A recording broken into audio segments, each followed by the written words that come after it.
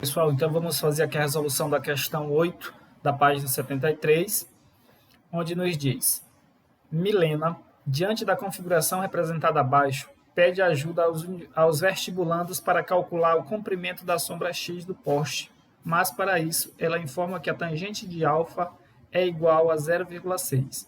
Calcule o comprimento da sombra x. E aí, gente, nós temos essa figura aqui, e a gente já pode perceber aqui, ó, que este poste ele é perpendicular ao solo, então aqui forma 90 graus, nós temos aqui o ângulo alfa. E a sombra desse cara é essa parte que está sendo representada por x, essa parte aqui, ó, certo? Então, eu tenho aqui a sombra, ó, essa sombra aqui, beleza? E o poste ele mede 10 metros, tudo bem até aí? Observe.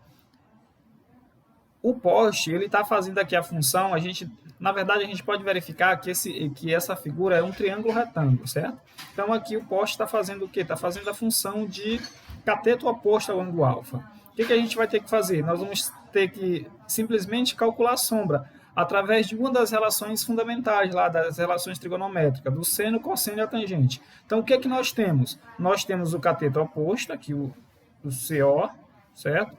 E nós queremos calcular o cateto adjacente, que está fazendo a função, no caso aqui, ó, a função no caso da sombra. Então, e a questão nos dá a tangente. Na verdade, a questão já disse, olha, use a tangente.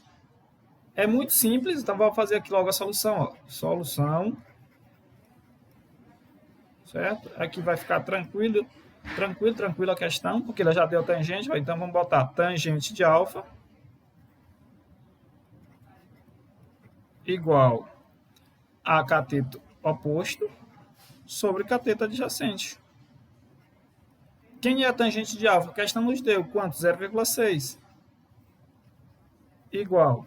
Quanto vale o cateto oposto? É a altura do poste, que é quanto? 10 metros, ó. E quanto é o cateto adjacente? O cateto adjacente é o que nós queremos calcular, que é a sombra desse poste. Então, é x. Fazendo aqui dos meios para os extremos, ó, nós temos, aqui embaixo é 1, a gente já sabe, né? Então, como eu quero x, vou começar com 0,6 vezes x. 0,6x igual 1 vezes 10. 10. Então, isolando aqui o x, ó, deixa eu fazer aqui. Isolando o x, nós vamos ter isso, ó, x igual a 10, esse 0,6 está multiplicando, no primeiro passa dividindo para o segundo, ó. E aí nós temos aqui uma divisão do número inteiro, né, dividido por um decimal. E observe que eu tenho uma casa decimal apenas, então quando eu tenho uma casa decimal, eu tenho que igualar, o critério para a gente fazer essa divisão é que a gente tem a mesma quantidade de casas decimais. Nesse caso, como eu tenho uma casa decimal aqui embaixo, eu tenho que acrescentar um zero em cima. Então, vai ficar aqui, ó, 10, né? Como uma casa decimal, mais um zero. E aqui vai ficar quanto? 6. Ó, na verdade, eu multipliquei aqui, tanto em cima como embaixo, por 10. Certo? Multipliquei por 10. Um zero apenas, multiplica por 10. E aí, nós podemos simplificar isso aqui, ó, por 2. E aí nós temos o quê? Nós temos que x é igual a 50 dividido por 3. Fazendo essa continha, vai dar 16,666, uma dízima periódica. E a gente pode dizer que x é aproximadamente, né, 16,67 metros. Beleza, pessoal?